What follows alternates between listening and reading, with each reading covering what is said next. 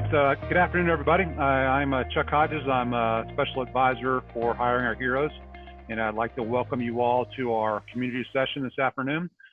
Today's focus is on career skills programs. And if you haven't heard about career skills programs, it falls under SkillBridge, which is the DoD policy that was enacted following the pass of the VOW Act by Congress back in 2011.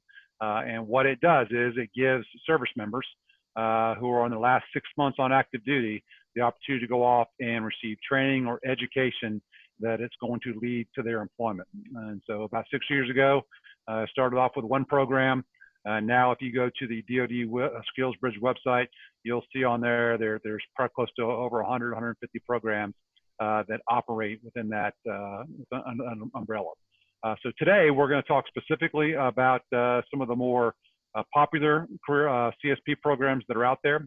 We're lucky enough to have some great panelists here with us that I'll introduce here in a second.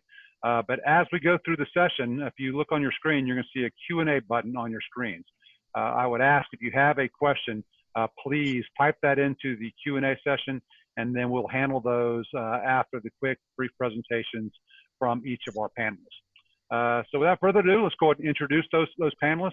Our first panelist on there is Fernando Rodriguez, and Fernando comes from a small startup company that most people haven't heard of named Amazon, but he's going to turn it over to him to give you about what he does and how Amazon is participating under the Career Skills Program and SkillsBridge. So Fernando, it's all you.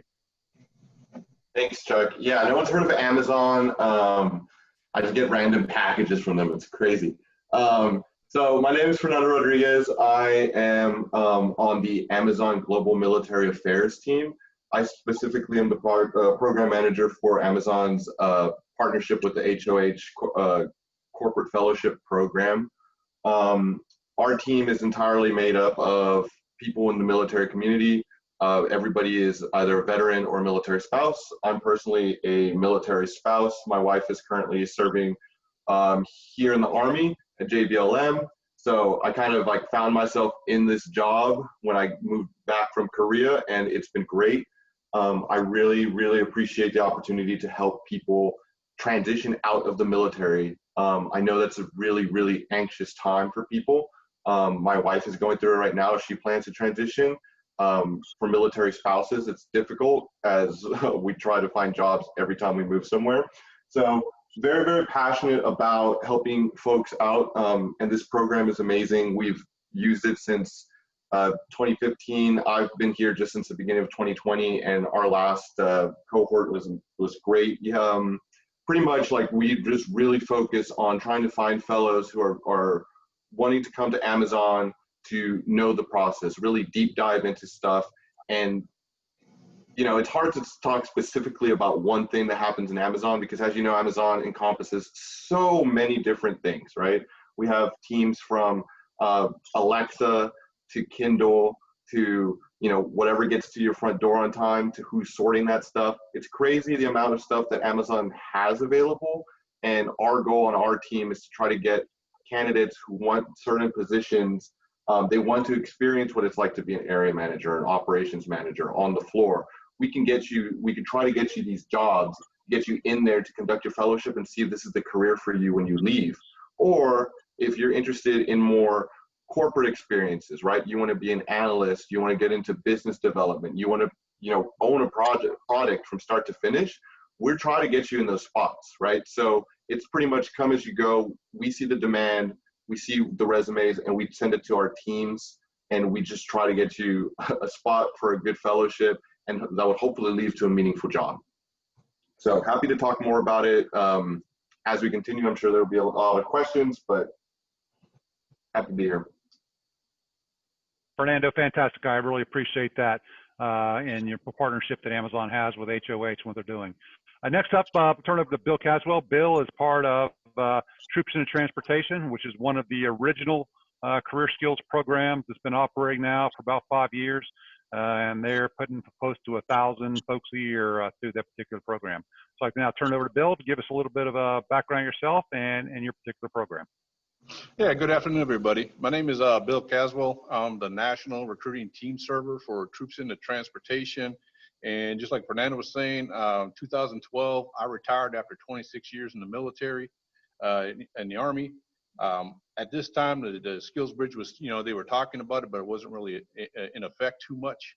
I went through this course, drove truck for almost a year, came back and worked for the school as a military field recruiter, and then as a regional team server, and now as a national server.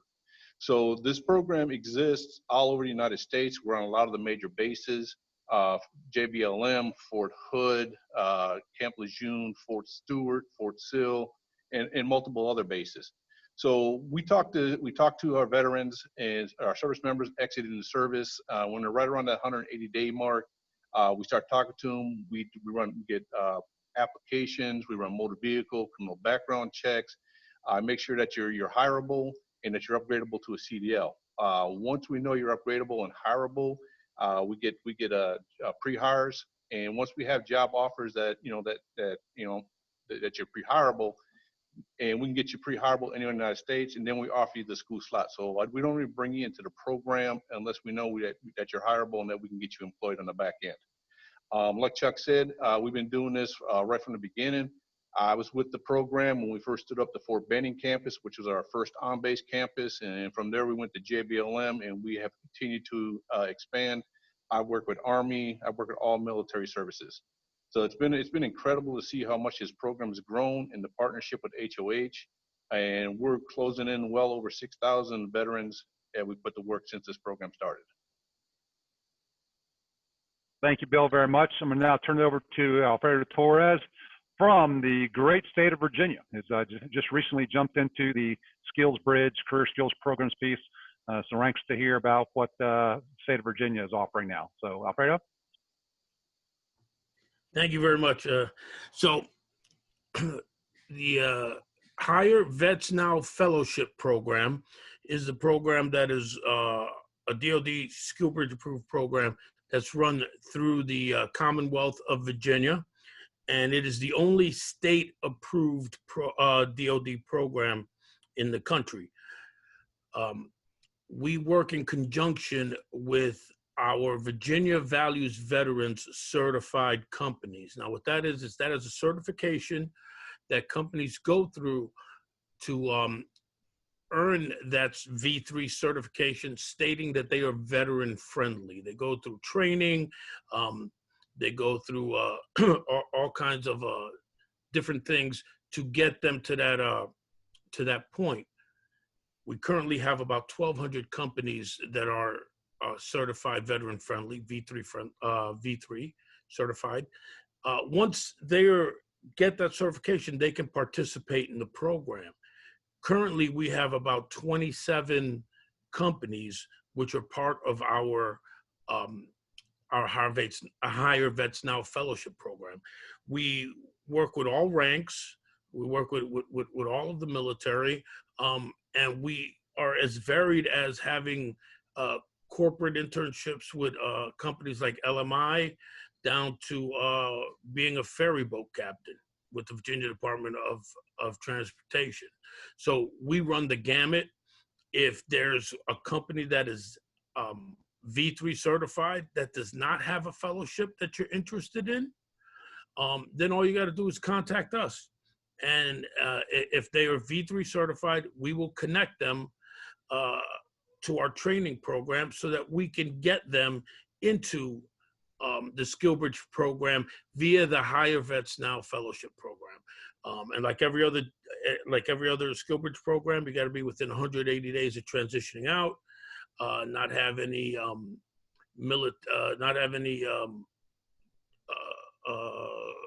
what do you call it? Problems with legal problems. And you're going to be on non-permissive TAD orders. So there's no housing that's paid for or transportation.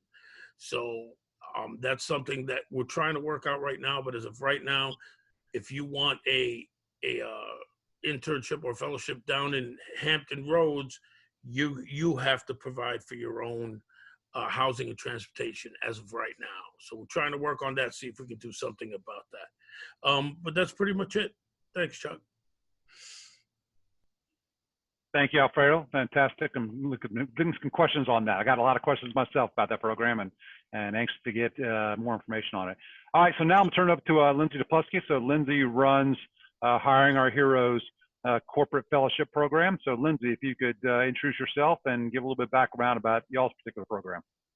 Yeah, hello everybody. I'm Lindsay Topleski. I am also coming to you from Northern Virginia. I am the director of the corporate fellowship program, also an Army veteran and current Army spouse. And like Chuck said, we run the corporate fellowship side of Hiring Our Heroes. And that is a SkillBridge program that, again, like the others mentioned, has to be done within your last 180 days on active duty. But we are located all over the United States at 16 different locations, as well as an option for people who are not near one of our program managers at an installation. The thing that's a little bit different about the corporate fellowship program is it's not tied to any one employer or one industry. So we do work very closely with Amazon. They are hosting 69 fellows this cohort in logistics and almost 10 or so at Amazon Web Services. But that's not the only company we have. We have usually over 200 companies participating in any given cohort. And those don't have to be necessarily corporate, like the name implies. It's a bit of a misnomer. It could be defense contractor like Lockheed Martin. It could be banking like Wells Fargo. It could be NASA. We had a NASA fellow last cohort, which was pretty cool. We've also had folks at nonprofits, in education. So really, the corporate fellowship is the largest DoD SkillBridge program. We put through over 1,000 service members a year. So whatever you're interested in, we usually have an option for you. And the one thing to note about our program, the primary requirement is to have a degree, whether that's an associate degree, a master's, a bachelor's, a PhD. Although Chuck doesn't know this, we do have a new option for folks who do not have a degree but have a highly in-demand skill set. So if you are a cybersecurity professional with a bunch of certifications, but you don't have the associated degree, and you also have that TSSCI, we will have no problem making a placement. So we are able to take some exceptions now if you are in a field that is what we call high demand. And we have info sessions just for the corporate fellowship every second and fourth Tuesday of the month. And you can find those on the HOH website if you would like to do a whole hour-long presentation just on the corporate fellowship. There's also a recorded one on the HOH website as well, so you don't have to wait for a live session. So that's it for now, Chuck. Awesome. Thank you, Lindsay. So folks out there, if you have questions, go ahead and type those into your Q&A section at the bottom of it all. But I'm going to throw the first one out there to get the ball rolling here. And on all your programs, obviously, Alfredo, you guys are limited to the state of Virginia, but I want to get details. If I'm a service member for the other programs, the corporate fellowship program, troops and transportation, is it open to every city across the country, or are there just certain geographical locations that you're limited to? And Alfredo, from your perspective, is it just in Norfolk, just in Alexandria, or is it all across the state of Virginia? Let's start off with Bill. Bill, go first to that. Yeah, no, the troops and the transportation, we can get you hired anywhere across the continental United States. So we do our schools at certain locations, but you're going to choose, obviously you're going to move to where you're going to move to, and the job offers we're going to get for you are going to be in that area. So you can live anywhere that you desire. There's no relocation necessary. We just get you trained and get you job offers from that area. Awesome. Lindsay? Yeah, so the corporate fellowship is at 15 major installations, soon to be 16, when we add Ohio in January. Those installations range from Fort Hood to Camp Pendleton to JBLM, JBMDL. We have a new location in Tampa. So if you go to our website, you'll see the map. You can check out all the locations. But if you are, let's say, originally from Phoenix or Des Moines, and you want to do a fellowship in your hometown, because that's where you're going back to, You can use PTDY or PTAD with permission from your chain of command, of course. You can use PTDY orders to participate somewhere else. The catch there, which I think may have already been mentioned, is the military does not reimburse you financially for that PTDY. So you'll have permission, but you will have to provide your lodging and your travel if you do go PTDY. Awesome. Fernando, I know Amazon's taking over the world one small city at a time, but where are the opportunities for you guys? So our opportunities are everywhere that Lindsay just mentioned, except for the two places that we do struggle with is El Paso and Hawaii. And that's just because of we're mostly a logistics company, right? But most of our stuff are in the supply chain area. So that explains like that little thing, but we're really trying to work this angle of the remote work. One of the silver linings of the pandemic is everybody went to work from home status, and we've been able to place some fellows. Like we have a fellow in over here in the JBLM area who is doing his fellowship in Virginia remotely in business development for like space exploration. So it's pretty interesting.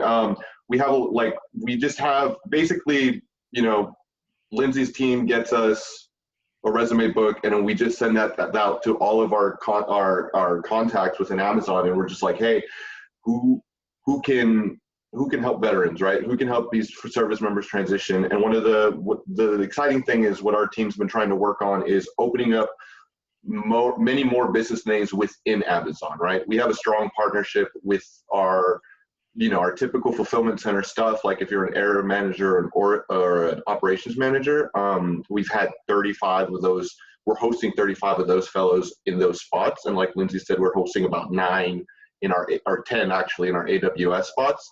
AWS is another business lane that we have a strong community with, but we're trying to open it up to more, right? Like we've opened up a beta test with Amazon that said a beta test with AMZL, which are the little blue vans that you see come and deliver to you and all that stuff, right? Those areas, we have those delivery stations closer to in a lot more remote areas. So we're really trying to open up many more opportunities to place fellows. So yeah. Fantastic. All right, Alfredo, I know. Tell me, Virginia. Where in Virginia do you guys running things? We're throughout the Commonwealth. Wherever there's a company that is V3 certified, we're there. Now we're open to worldwide. So if you're at any of the other bases, you can apply for and you can get an internship with any of our V3 companies. However, you still for right now have to figure out how you're going to get here, and then where you're going to live and where you're going to how you're going to get back and forth. One of the things we have had success with is people who are planning to retire here, or people who already have homes here who are planning to come back. A lot of them have taken advantage of that opportunity, hooking up with with one of our V3 partners that's part of SkillBridge, our SkillBridge program, to kind of get here early, because they'll come do their 12 weeks in Norfolk or Northern Virginia somewhere, and then use that to also help themselves prepare for the transition out. Yeah. So I want to follow up on this housing question. I know that housing is also one of the long poles in the tents, but in each one of your programs, can you talk about how the housing is taken care of? I know the DoD recently passed the new policy that said service members from one base can stay at another base. Are we seeing success in that from Lindsay, from your side of the house, and then from Bill? How do you guys manage the lodging housing piece for the folks that go through your program? And Bill, I guess we'll start it with you. Right. So we got the campuses on a lot of the major bases, but obviously we're not on every military installation. So if you're anywhere in the continental United States and you want to participate in the program, you can apply for the program. We do everything remotely via telephone and email. Now, as far as lodging and transportation, the school itself does provide lodging and transportation. So and if you're still active duty, we're gonna bring you in. We're gonna put you up in an extended stay hotel that's got a kitchenette in the room. The only thing that you're responsible for financially is to feed yourself while you're in the course. So, and then at the end of the course, we're gonna provide transportation back to home base. So let's say, so I was a service member in North Dakota, and I wanted to end up in Florida. Where would the actual person go, and how would they be lodged there? Right. So if you're out of area, we're going to look at the one where you're at, two where you're going to be living once you get out of service. If you're going to Florida, we're going to fly you in from North Dakota. I'm going to fly you into my Miami, Florida campus. You're going to complete the course there, and then we're going to fly you back to North Dakota. Gotcha. So Lindsay, on yours, I know the HOH has been dealing with this sort of issue for quite some time. How are you guys? Are you seeing success now with the new DOT policy in terms of lodging? Yes, so thank you to Sylvia, who reminded us in the chat there that many installations will allow folks who are on PTDY for a career skills program to stay in empty barracks or dormitories or whatever kind of on-post housing they might have that's available. We've seen that at Fort Carson, at some Air Force bases.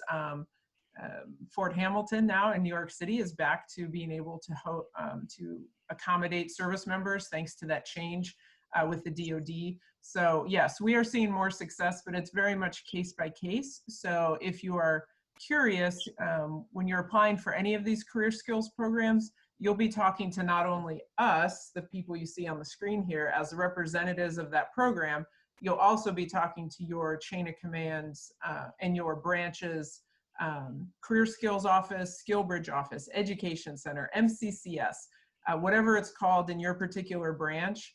You'll be going into that office and talking to them about the requirements, and they'll be able to fill you in on what's available from the military side. Awesome. So we've got some questions flowing in now. The first one looks like for you, Lindsay, and I guess for Lindsay, but for all of them, what does the timeline for each of your programs look like from the time you're submitting your application to find out you've been selected? What does that look like? And Lindsay will throw that to you first, and then go to Alfredo, and then back to Bill. Okay, great. So all of our dates are on the website. I keep talking about the website, but I have the calendar right in front of me. So I'll give you all an example. For this fall's cohort, which starts at the very end of August, our application deadline is June 19th. So that's about 6 to 8 weeks ahead of when the program actually starts. And that's because once you apply, you have to go through the process of preparing for interviews, interviewing, making a match with a host company. So it's not like a program where you can just call us on a Monday and be placed on a Friday. You do need to plan ahead significantly for the corporate fellowship. And the other piece I'll mention is that the application process does involve a few items. So there's resume. There's also now some short answer questions. I don't call them essay questions because I find that scares people away. But they're 250 words or less. Just some questions about your goals, what you're looking for, almost like a cover letter. So it's not something you would want to just wait till June 18th and then try to apply on June 19th. We want you to reach out. You can apply for any of these, well, I don't know about any of the SkillBridge programs. You can apply for most SkillBridge programs more than 180 days out. You just can't start the program till you're within the 180 days. So that is the key thing to remember. And I don't mind people reaching out well in advance. I'll let the others answer that, but we'd rather have more time to get you ready than less. Gotcha. Alfredo, how about you guys? What's the timeline look like for there in Virginia? Well, much like hiring our heroes, we encourage you guys to apply early. We actually want people to apply about a year out. Unlike a lot of the other SkillBridge programs, we don't have a cohort. So we're able to work with you time-wise, which gives you a little bit more freedom than some of the other programs, which you might not be able to participate in because it doesn't fall within your 180 days. But we want people to apply, again, about a year out. It puts you, we need a resume and you fill out our application form, and then it puts you in our pipeline. And what our pipeline does is it sends you a monthly reminder that you're still in the pipeline. Plus, it gives you an updated list of the companies that you are interested in. That are part of the program, so that you can request information on a company that you're interested in. Once you do that, we'll send you the POC, and then it's on you. We make it as much of a hiring process as possible. You reach out to the company, you send them your resume, you have to interview with them, and then instead of negotiating for pay, you would negotiate for a start and stop date that fits within your 180 days, so long as you do not start before that 180 days. Got it. And then Bill, how about for you guys? Yeah, I mean, we can work with you outside the 180-day window, but like the other panelists said, we can't have you go through the program until you hit that 180 mark. We're in a little bit of a unique, usually when someone does an application with us, it usually takes my recruiters and my admissions panel 24 to 48 hours to run motor vehicle criminal background checks. So I will know within that time frame whether or not I got you're hireable and I can get you job offers. Then we're going to sit down and we're going to talk about your class dates. The course itself is a 4 to 6 week course, depending on which campus you're going to attend. The first 2 weeks is going to be tele-delivery, which means you're going to be doing it just like this. You're going to be sitting there, you get your instructions, you're going to get your permit where you're at, and then you're going to go to the location and actually do vehicle delivery.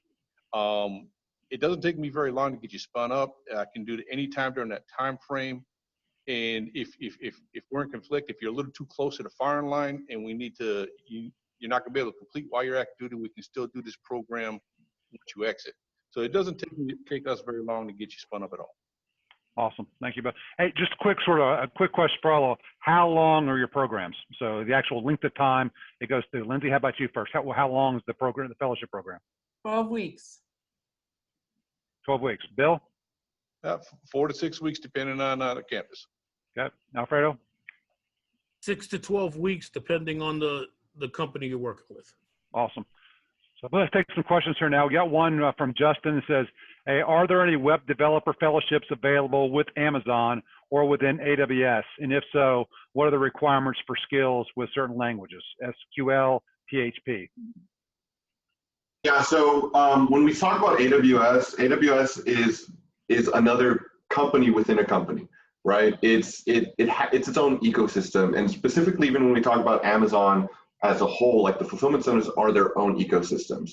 So within AWS, you could be an HR specialist, you could be a web developer, you could be a recruiter. It really depends, right? So the big thing, the first thing first is like we can't really touch you until you're accepted through the HOHCFP program, right? You can engage with our team if like you apply for HOHCFP and the timeline doesn't match up, and we can help you. But the first things first is apply to HOHCFP, get connected with them, and then once you get like in, or if you're kind of thinking about it, the big thing to do is go to Amazon.jobs and look for any job that you meet the basic qualifications for. Don't look at the preferred qualifications. Just we have, if you don't meet any of those basic qualifications, we can't help you. But if you're accepted with HOHCFP, you have a bachelor's degree in computer science, and you have whatever, and whatever language it is, we'll help you find a spot.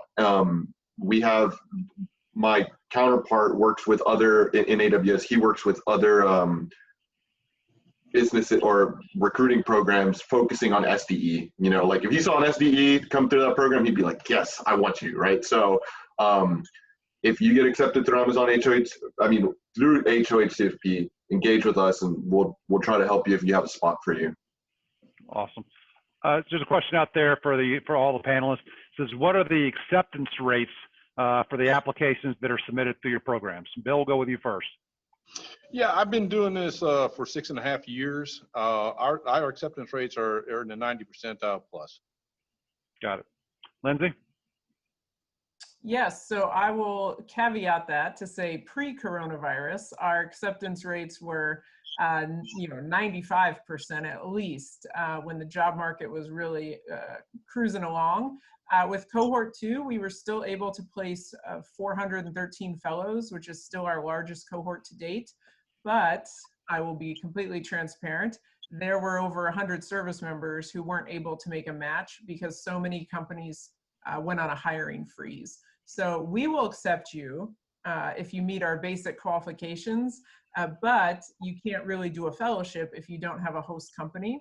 So we are at the mercy of companies' ability to host you.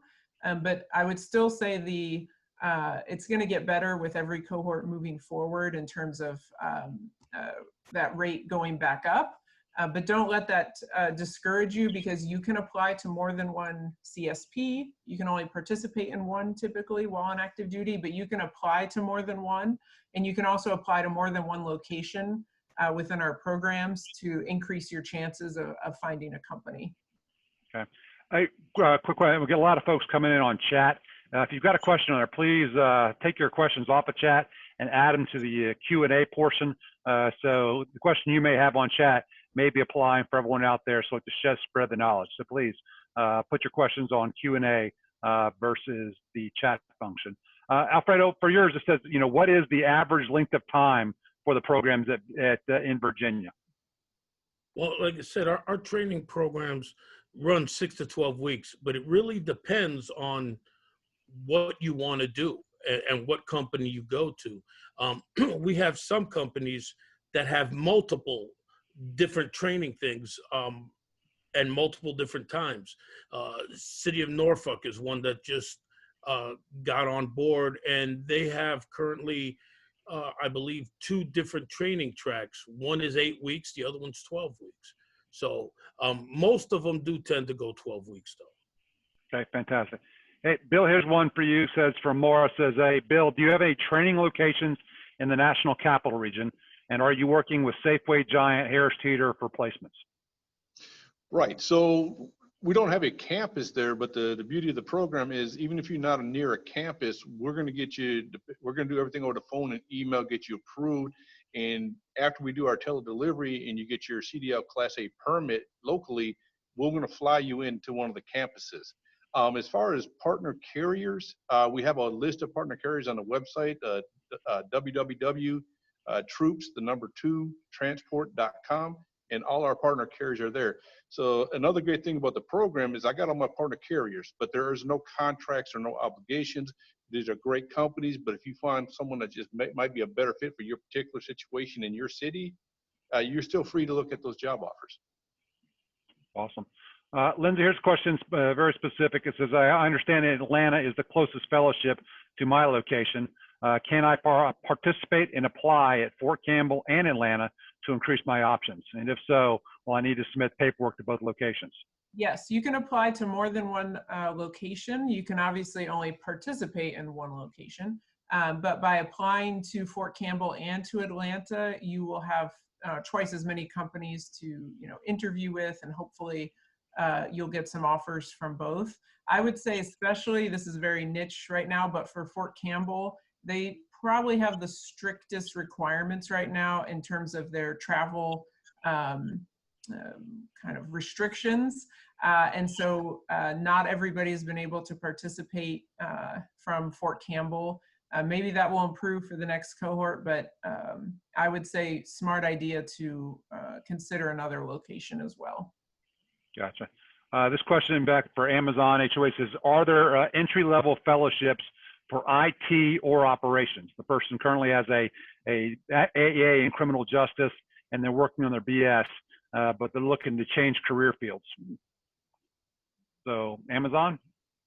Yeah, so we did start partnering with our OpsTech IT recruiting team, so we can get more of our OpsTech or more of our IT folks in. Right now we're trying to work through this, but we can't currently offer a job offer if you have just an AA. As long as you complete your BS by the time that you get the job offer, so usually the conclusion of the fellowship, we'll work with you. And even then, if you come on and we'll work with you depending on how far out you getting your BS is. But we do have positions in IT, entry level too. We have a fellow going in as a IT support engineer. So, Yeah. you know, Fernando, is the degree requirement just for ops, or is it for AWS as well? And if you come in with a bunch of high-level certifications and a TSSCI, do they waive the degree, or is that a requirement for AWS? not currently. Right now, whatever's on the basic qualifications on Amazon.jobs, that's what we have to go through. Okay, fair enough. Lindsay? What is the question? About entry-level IT positions that are out there outside of Amazon. Thank you. Yes, so I was going to mention the IT ops roles that Amazon has. We certainly do have some options for folks who don't have the bachelor's degree or even an AA for some entry-level IT, not just at Amazon, but at some other companies. I would also recommend checking out Salesforce, which Chuck may talk about at some point because he is the Salesforce guru here. But if you haven't checked out VetForce, which offers free Salesforce training for service members, veterans, and spouses, highly recommended, as those are courses you can take on your own, and they're very marketable, and the salary is not too bad. So check out Salesforce as well. Yeah, so that Lindsay sort of stole my thunder there. If you are a person who wants to get in the IT field, you don't have a degree, Salesforce is probably one of your best options you have, whether it be the Salesforce administrator. They have multiple different avenues and career paths you can pursue on there, and it's entirely free. So it's one that you may want to think about looking for on that piece of it all. We've got a question. I remember who said this, but it says, what did DVS stand for? I'm not sure who used the acronym DVS, but who is that? That might be Alfredo, that might be you. DVS stands for the Virginia Department of Veteran Services. What a lot of people out there don't realize is that every state has its own Department of Veteran Services. It might be called Department of Veteran Affairs, Veteran Services, Military Affairs, whatever it is. But every service member has two sets of benefits. The federal one that we're all familiar with, GI Bill, Guaranteed Home Loan, and then state benefits, which are all unique to the state that you're going to retire in. Part of the Hire Vets Now Fellowship Program is a unique benefit that is given to people, to military members in the Commonwealth of Virginia. So that's what DVS stands for. Awesome. So I mean, this is a question out there. I know the answer to it, but I'm gonna let you guys answer. It says, hey, do most companies offer follow-on employment after their SkillsBridge programs? And I know the answer, but Bill, I'll let you cover that first, because I know for you all, I think you have your employment offers prior to starting the program, do you not? No, yeah, exactly. So I won't even invite you into the program until I got you job offers. So we do our due diligence up front, motor vehicle checks, criminal background checks. Then we send out your application via 10th Street to our partner carriers. And once they say that you meet the requirements, then and only then do I offer you a slot within the program. Okay, so yours is you have guaranteed employment up front prior to even starting. As long as you were truthful and honest up front on your application, and of course you pass the course and choose to take those job offers. Gotcha. Lindsay, how about for you all? Yeah, so for the corporate fellowship, these are not guaranteed job offers because we have so many different companies across the country, and we don't have any control over their HR practices. But in order for them to be a host company, they have to have the intent to hire. They have to have open roles or are predicting or projecting open requisitions by the time your 12 weeks is up. Again, it's not a guarantee. You are expected to perform well and do a great job. If you just kind of go in there and you know, are mediocre, they may not extend an offer to you. So it's really your chance to show them what you've got and what you can bring to the company. Having said that, over 90% of our participants have a job offer, at least one, usually several, within 90 days of graduation. And those are job offers from their host company, as well as job offers from other organizations. We don't require you to stick with that company that you do your fellowship with. You're not under a contract to sign with them if they make an offer. We want it to be a good fit in both directions at the end. But yes, The more general answer is companies are really not even allowed to participate as SkillBridge providers if they're not employment programs, because that is the entire purpose of SkillBridge programs. So Exactly. Alfredo, how about for you guys? What's your offer rate down there in Virginia? Our thing is you're going to get a guaranteed interview, not a guaranteed job offer. What we do is we encourage everybody to go through that, because we're kind of unique in the sense of our goal is to keep people in Virginia. That's what we want.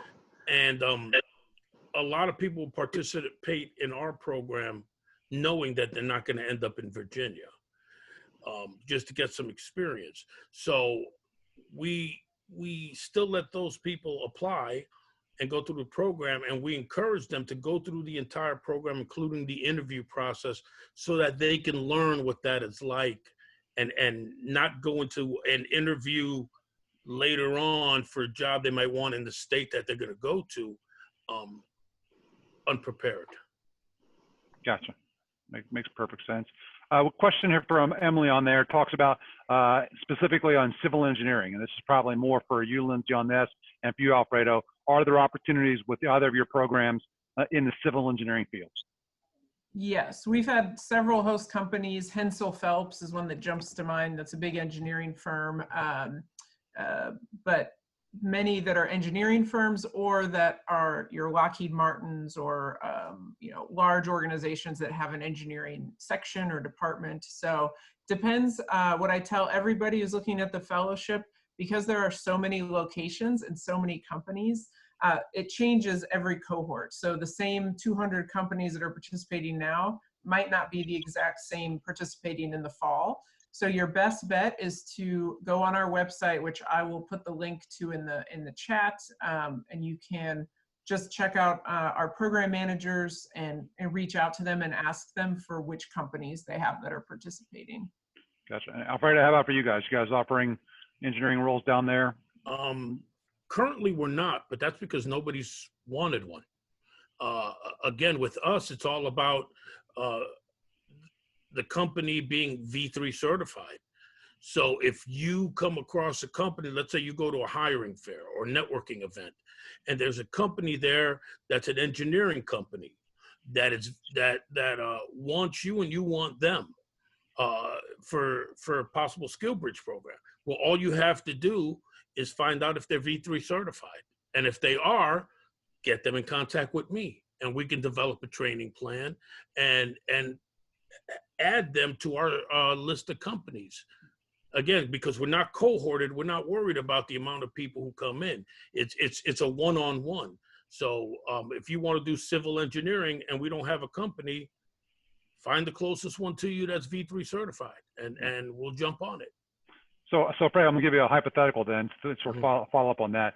I'm a service member. I find a civil engineering company down in the Norfolk area or the Northern Virginia area, and I bring them to you all. What's the timeline to get V3 certified? That all depends on the company. And so let's say Amazon, and they are V3 certified. Let's say Amazon decides that they're not, and they want to become it. Well, they hire a lot of military veterans. So they probably already have a lot of the stuff that we would do in the training already in place. So the company would be analyzed to see what they need to finish up. When we did, I believe it was Booz Allen Hamilton, all they had to do was do the application, because they had hired so many veterans and have so many different veteran programs set in place that they already met all of our training. Fair enough. Hey, and Fernando, I've never asked this question. I mean, I pretty should know the answer. In terms of Amazon, are you guys actively hiring and searching for engineer roles? Not actively internally. We mostly target our L4 through L6 non-tech rows.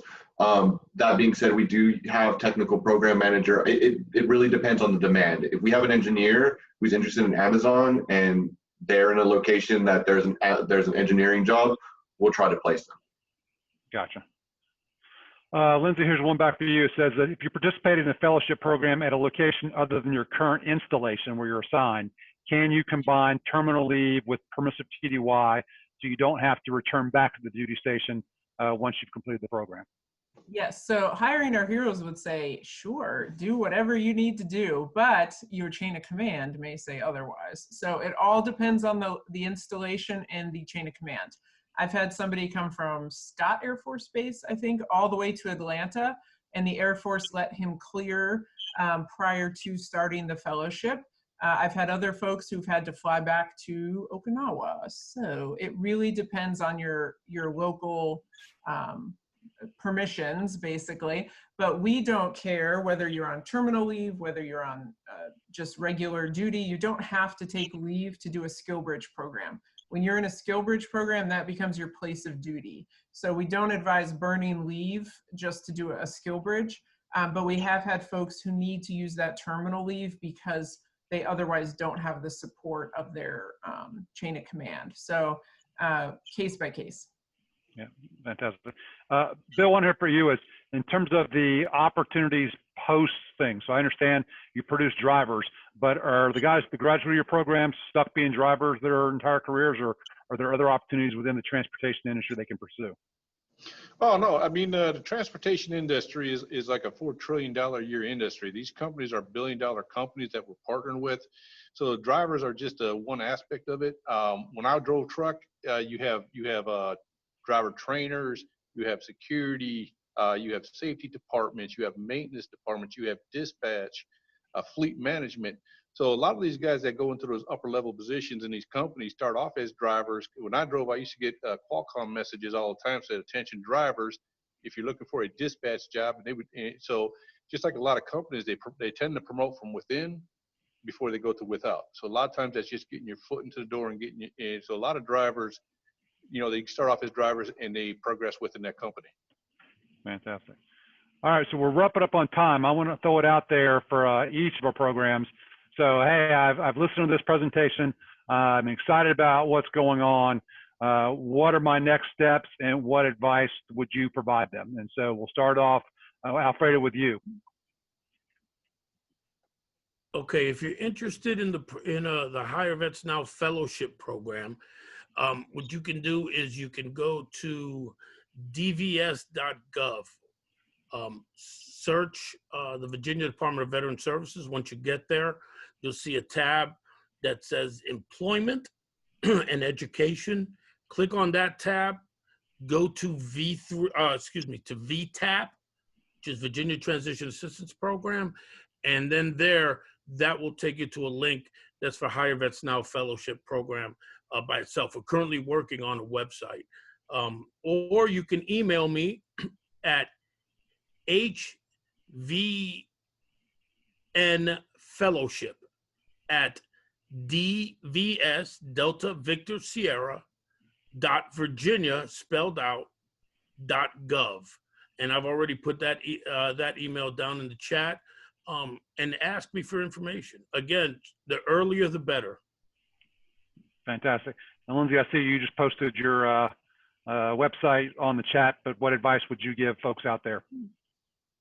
Yeah, so my general advice is to start early. So hopefully you've already started your research, you're here. Come tomorrow to our event that we're having virtually at 1 o'clock to learn more, because you can talk to each of us and several other career skills program providers in our individual virtual booths and ask specific questions about our program. Check out our website. Don't hesitate to reach out to any of the program managers.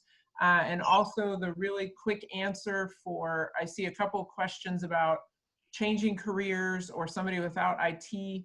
How do they get into the program?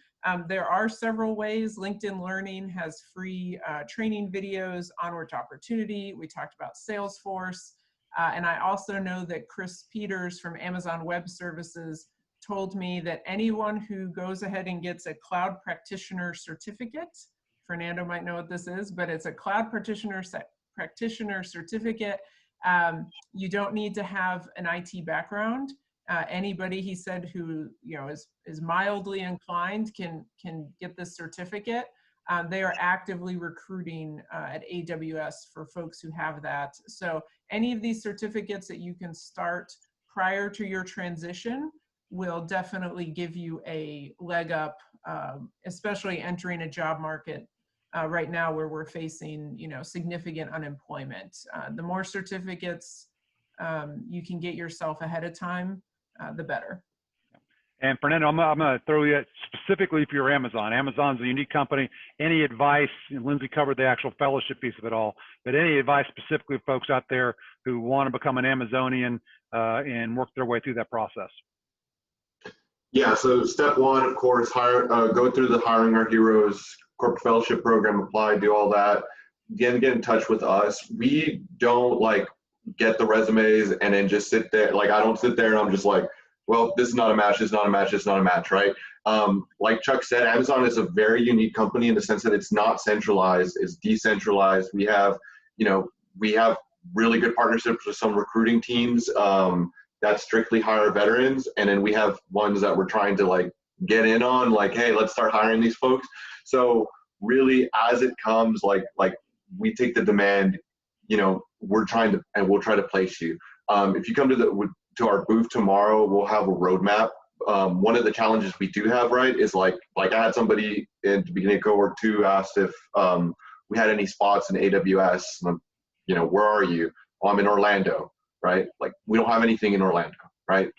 If you're willing to move, we can work with you then. But it's really, what our team is, the Global Military Affairs team is really passionate about is getting you that job, right? So if you come in and you're an Amazonian and you're just not in a good role, we'll try moving you around. We'll do our best to get you a job somewhere. And that's it. I hate to say it depends, but it really depends, right? And then the other thing is not everybody succeeds at Amazon. It is a different place to work. It's very, very ambiguous. That's the Amazonian term. And if you're not good, if it's the third week and you're struggling and you can't work here, we'll push you back to Hire Our Heroes to try to find you a place that you can work, right? We want to get you a job. That's the goal. And as long as you come in, you have a good attitude and you work hard, we're going to help you. Awesome. And Bill, turn it over to you for a last bit of advice. And Bill, if you can, I'd like to share your website and your email there in the chat function. But go ahead, Bill. Sure. We got a great website. It's www.troops2transport.com. My personal email, this is hard, it's going to be bill@cdlschool.com. Yeah. And Bill, if you could type that in the chat function, that'd be great. And last question on here before we wrap it up. We've talked a lot about service members the entire time, but have failed to mention one of the biggest components out there are military spouses. So are your programs open to military spouses? And if so, where those opportunities exist? So I'll go with you, Lindsay, as first one. Yes, Hiring Our Heroes has an entire military spouse line of business. So we have all kinds of programs, not just fellowships, but networks of professionals who are located all over the world, military spouse professionals who help each other network and find employment. Military spouse fellowships are in certain locations across the country. You can find those on the website. And variety of other spouse resources. So definitely check out the website because there is a spouse section just for that. And Fernando, since you are a military spouse, I'm assuming that Amazon is a very big supporter of military spouses and their opportunities. Yes, definitely. That is a big, personal passion of mine. We have 2 members of our team who are also military spouses who are, one of them was a corporate fellowship, actually, a former corporate fellow. But anywhere that Lindsay puts I mean, if you go to the Hire Heroes, you look at the map, pretty much we're trying to place anybody in those areas. It is a little bit more difficult on our piece with the military spouse, just because of the timeline. It is 6 weeks. So we really try to push for direct hires, right? And it's all dependent on skills, resumes, all the same thing, but we're trying to get more military spouses involved. Awesome. And Alfredo, how about for you? Are military spouses eligible for the program you described? And we still got you muted. Yep. Yeah. Okay. Yeah. For our particular program, they are not. However, the Commonwealth of Virginia has got a current push on helping military spouses, and so that obviously flows out to our V3 program, to our V3 certified companies. And I want to put a plug in for the Hire Our Heroes corporate program for the military spouses. It's a great program. If you come to me and you're in Virginia, I'm going to send you there. So just know any program, actually, any SkillBridge program that you get a chance to participate in, please do. Regardless, any of these programs are going to help you out. But if you're transitioning, it's important for you to get to understand what civilian culture is like. So, and for the spouses, again, just call me. I'm going to put you in contact with somebody. Fantastic. And Bill, how about for you guys? Military spouses eligible? Yes, we work with military spouses and adult children of military members. Okay, so fantastic. All right, well, I want to thank all our panelists for participating in this event today. It's been wonderful. You've heard a couple folks mention about events tomorrow, and I think if you look on your chat function there, it's been publicized. So it's a virtual hiring event that's going to take place. Hiring Our Heroes is running that tomorrow. I highly encourage all of you to register for that event, because the folks you're talking to now will be participating in tomorrow. I'd also say we talked to here basically 4 folks today about their programs. There are a number of different other SkillsBridge programs, and if you're in the Army, career skills programs that exist.